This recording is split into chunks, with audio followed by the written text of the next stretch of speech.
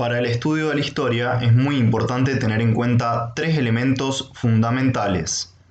El espacio, que es donde ocurren los hechos y procesos históricos. El tiempo, que es cuando suceden los hechos y procesos históricos. Los protagonistas, que son quienes forman parte de los hechos y procesos históricos. En este video nos centraremos en el tiempo histórico. La historia y el tiempo. No hay dudas de que el tiempo pasa y transforma nuestras vidas. Los seres humanos comprendieron la importancia del tiempo y descubrieron que una de las primeras cosas que debían hacer para comprenderlo era intentar registrarlo, y para eso necesitaban medirlo. Los historiadores, en particular, se volvieron muy buenos en medir el tiempo, ya que, recordemos, la historia es la ciencia de los hombres en el tiempo. Las medidas de tiempo. Para medir el paso del tiempo utilizamos unidades o medidas de distinto tipo, como los segundos, los minutos, las horas, los días, las semanas y los meses. Estas medidas son muy útiles para hacer referencia a las actividades de la vida cotidiana, pero los fenómenos históricos demandan unidades de tiempo de mayor duración. Estas unidades son los años, que abarcan 12 meses, los lustros o quinquenios, que abarcan 5 años, las décadas, que abarcan 10 años, los siglos, que abarcan 100 años, y los milenios, que comprenden 1000 años. El uso de estas unidades depende del fenómeno que se quiera medir. Por ejemplo, cuando los historiadores investigan la vida de una persona, los años son la unidad adecuada para estudiar un proceso de estas características.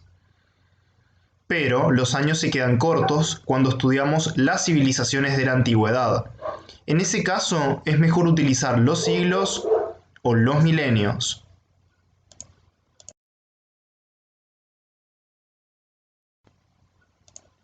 La cronología cristiana. Además de las unidades de tiempo, es necesario seleccionar un punto de partida, un hecho en función del cual ordenar todos los demás. Nosotros, en Occidente, utilizamos como referencia el nacimiento de Cristo. Todo lo que ocurrió antes del nacimiento de Cristo lleva la abreviatura A.C, antes de Cristo. Y todo lo ocurrido después del nacimiento de Cristo lleva la abreviatura D.C, después de Cristo. Los hechos anteriores al nacimiento de Cristo se ubican en orden descendente, es decir, se ordenan de mayor a menor. Mientras más antiguo el suceso, más grande es el número. Para entenderlo mejor sería algo así. Faltan 3000 años para que nazca Jesús. Ahora faltan solo 70 años para que nazca Jesús. Los hechos posteriores al nacimiento de Cristo se ubican en orden ascendente, es decir, se ordenan de menor a mayor. Mientras más nuevo es el suceso, más grande es el número. Podemos verlo de esta manera. Pasaron 476 años después del nacimiento de Jesús, mientras que en la actualidad han pasado 2021 años desde el nacimiento de Jesús.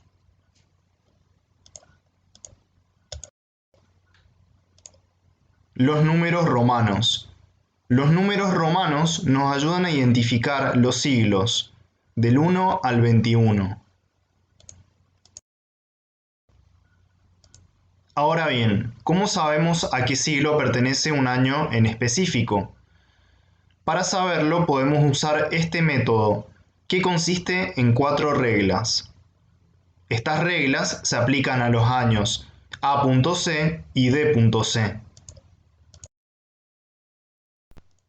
Regla 1. Todos los años de 1 o 2 dígitos pertenecen al siglo I. Ejemplo, el año 4, el año 9, el año 97 y el año 88. La regla 2 aplica para los años de 3 dígitos. Ejemplo, el año 970. Tacho los últimos dos números y le sumo un 1.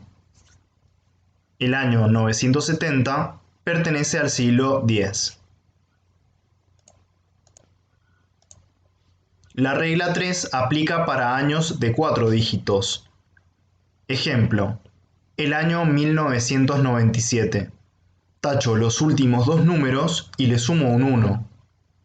El año 1997 pertenece al siglo XX. La cuarta y última regla aplica para los años de 3 o 4 dígitos que terminan en ceros. En este caso no sumo nada. Ejemplo, el año 300 pertenece al siglo III. El año 1000 pertenece al siglo X.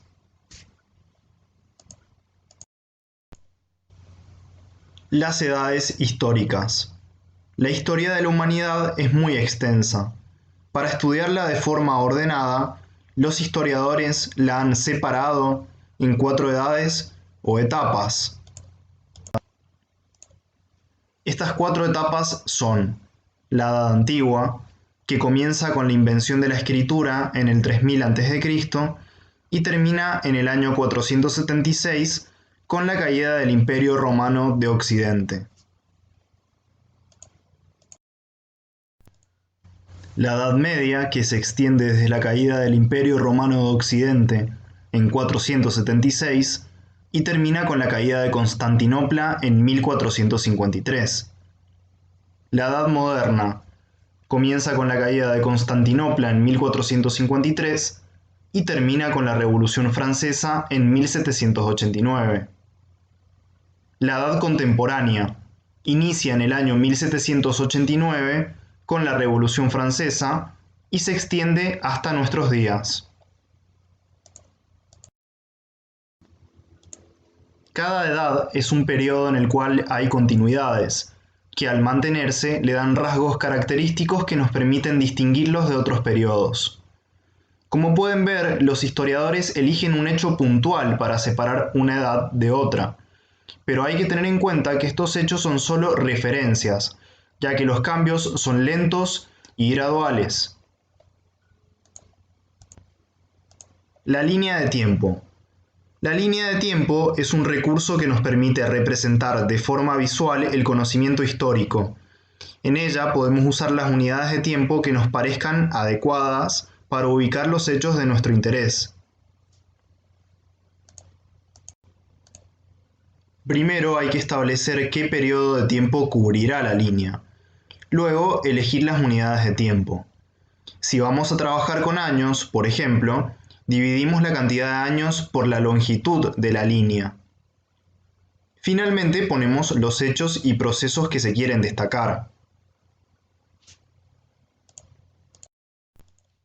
A modo de ejemplo, haremos una línea de tiempo de las edades históricas.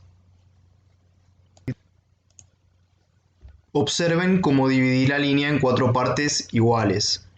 Cada parte representa una edad. Los extremos de la línea indican dónde inicia y concluye el periodo representado. La línea tiene 2 flechas en sus extremos que indican que habrá historia antes y después del periodo representado.